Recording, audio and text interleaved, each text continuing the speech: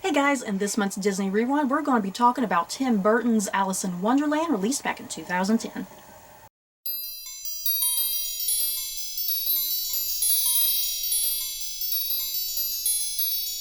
So you guys, before we talk about 2010's Alice in Wonderland by Tim Burton, we will most likely definitely be having spoilers in this video, so you have been warned. So yeah, Alice in Wonderland, this is a updated, modern reimagining. Well, not modern. You know what I mean. Modern, because it was in 2010, let's put it that way, compared to the original cartoon, which was back in, what, the 50s or something.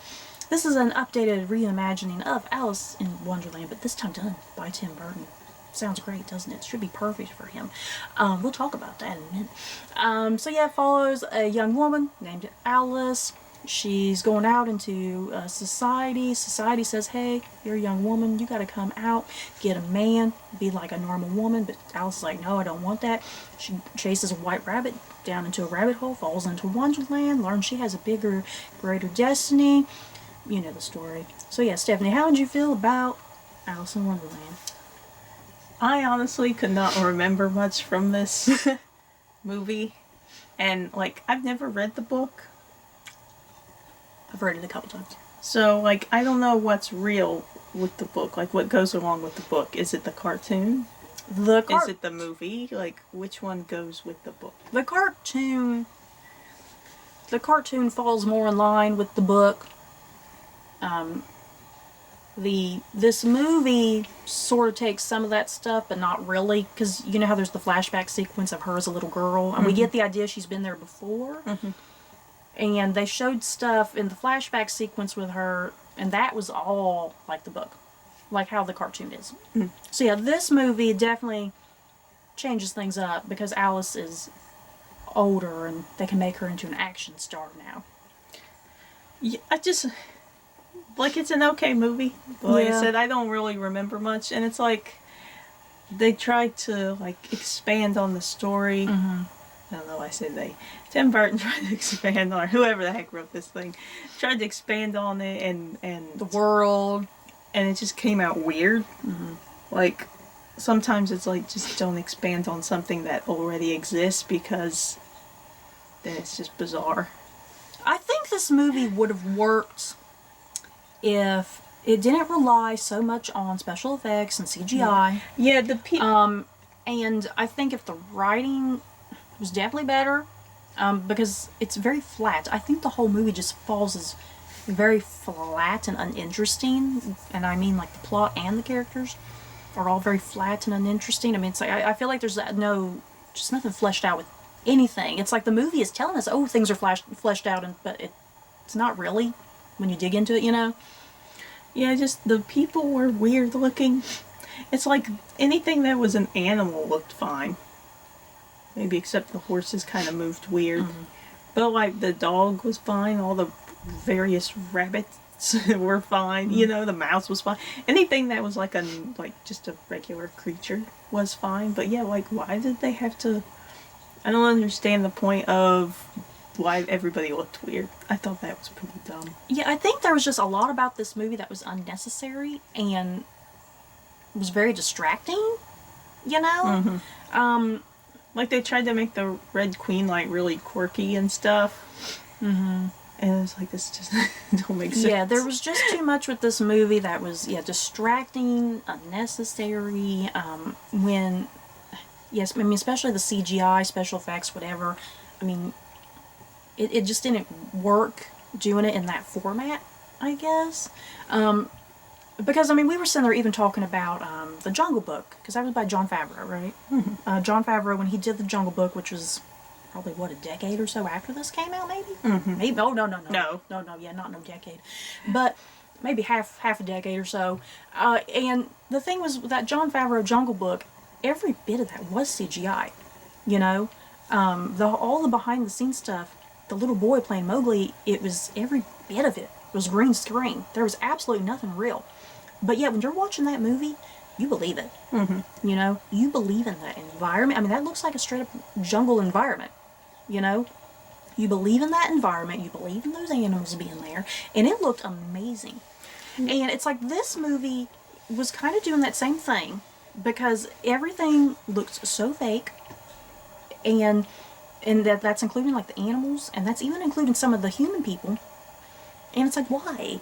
It didn't work. The environment of the movie looked good, I think. I didn't think it did. No. No, because it still looked too fake to me. Yeah, the whole movie just looked fake. I mean, some of the animals, I mean, yeah, I know you're saying all the animals, but for me, I kind of thought it was kind of the majority of the animals were bad. It's like they looked cute, but it's like they still obviously look fake. Well, I didn't mean they looked good as in they looked realistic. I just meant they looked good in terms of the animation. They didn't look so jumpy, whereas the people were visibly jumpy. Yeah, I mean, I think a good example of just the awkwardness of some of the animation. One of the first things that really stood out to me that I was like, when Crispin Glover, he's walking around, he gets on his horse. The horse doesn't the horse rear up a little bit? Yeah. And it is so awkward looking. It is very, very awkward looking, and it's like you can see the speed of the special effects, if that makes sense.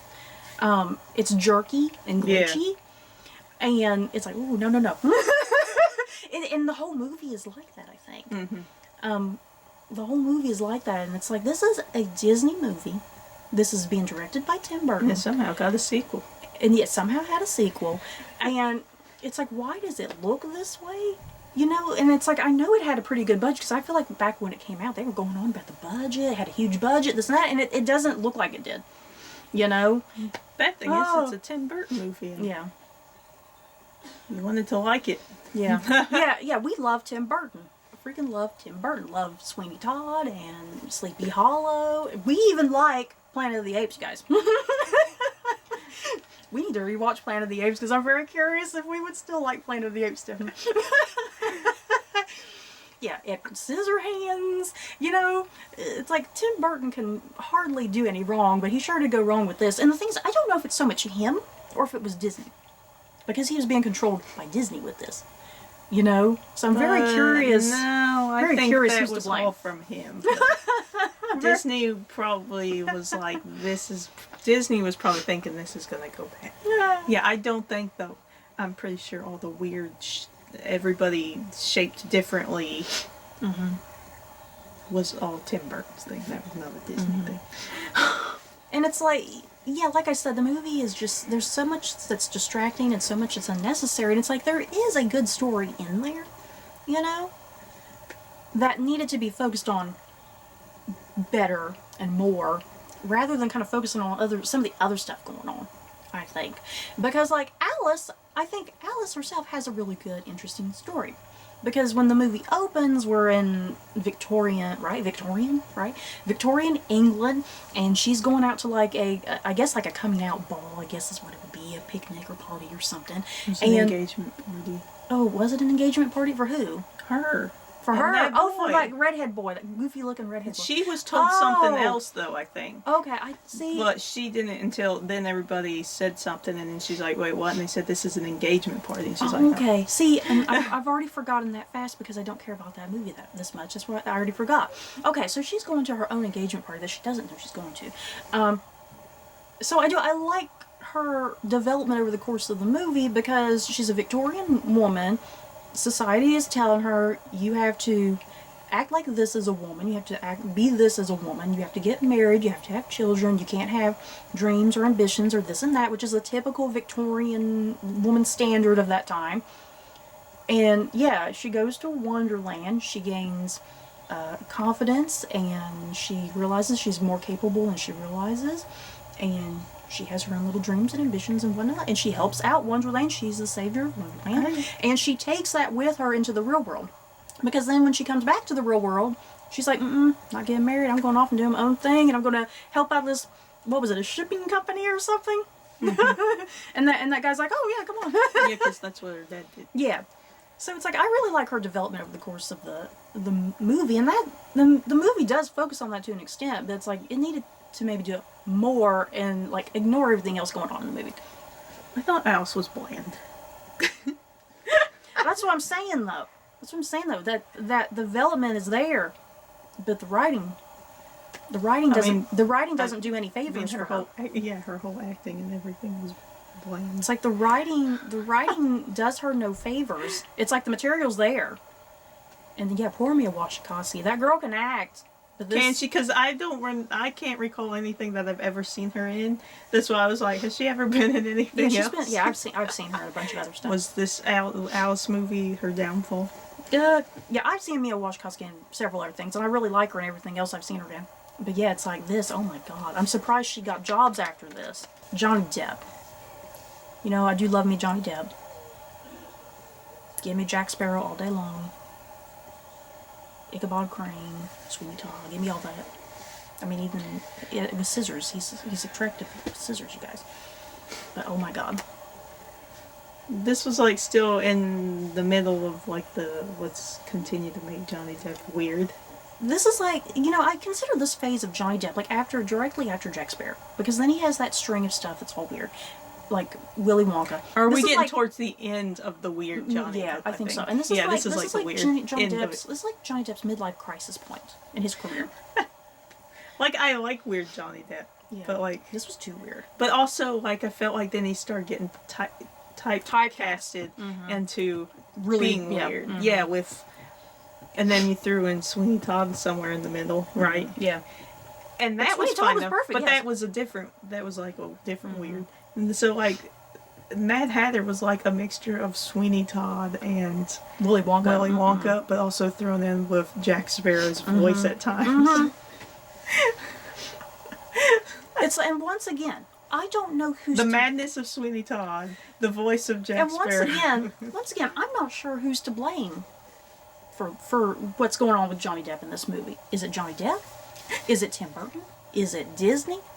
Is it I think it's just a combination of everything. Because Disney, you know, if you were around back when Pirates of the Caribbean came out, the big thing with Pirates of the Caribbean, Disney was freaking terrified. Because Johnny Depp went all wild and crazy with Captain Jack Sparrow, and Disney really wanted to tone him down. And Johnny Depp was like, no, I'm going to do what I want. And the thing is, that paid off. That risk that Johnny Depp took, it paid off in the long run. Because people ended up loving that. Because Disney was terrified. So I feel like Disney, this time around, was like, okay, Johnny, you want to be bizarre and crazy? We'll let you, because it worked with Captain Jack Sparrow. But I think this time Disney should And have it's the reigned... Mad Hatter. What'd I say? What'd I say? No, I'm saying, and it's the Mad Hatter. Oh, so I think Disney this time was like, whoops, we made a mistake. So yeah, the Mad Hatter, and I normally really like the Mad Hatter in Alice in Wonderland stuff. No, I'm not digging it. It's too bizarre, and he's fluctuating between accents. He has like the really the accent thing really confuses me. Like when he's like really confident and in control of himself. It's like he has that really strong Scottish accent, you know, and then he switches into like a lisp. It's like he's still Scottish, but there's like a lisp in there, and it's all weird, and I don't know. It just, even I don't even know what to say.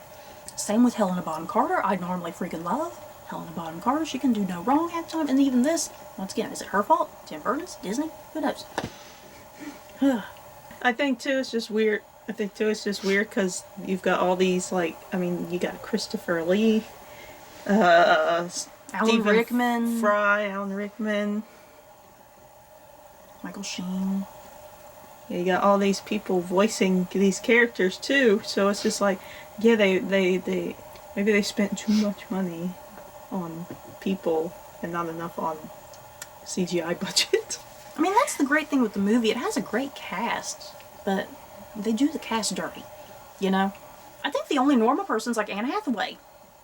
They do not do anything to Anne Hathaway. Just put on all that white makeup and wig and clothes. It's like, she looks normal. It's like, I wish the whole movie was like that, with just everybody looking normal, you know? Yeah, everybody could have had darker tones on the Red Queen side. Yeah, still keep it kind of bizarre and whimsical looking, because that's just the nature of Wonderland in general, but not with all the special effects bizarre. Yeah. That's my problem. Just the special effects is too bizarre. Yeah, like if you want crazy outfits or something.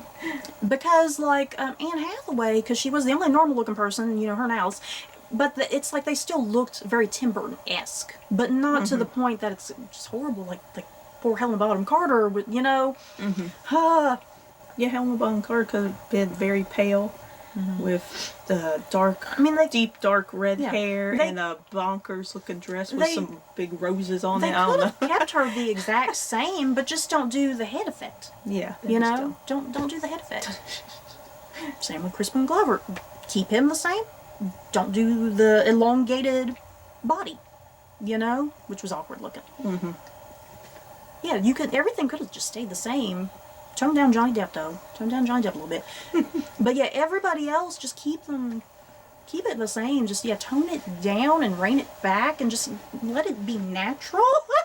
As natural as you can for a Wonderland, you know. I don't think the Johnny Depp thing bothered me as much. I was just confused about like why his accent kept switching, and I just thought he was whack because he's a Mad Hatter. I know he's the Mad Hatter. I know he's the Mad Hatter. Mad is in the name, you know, but it's like he went a little too over top with it.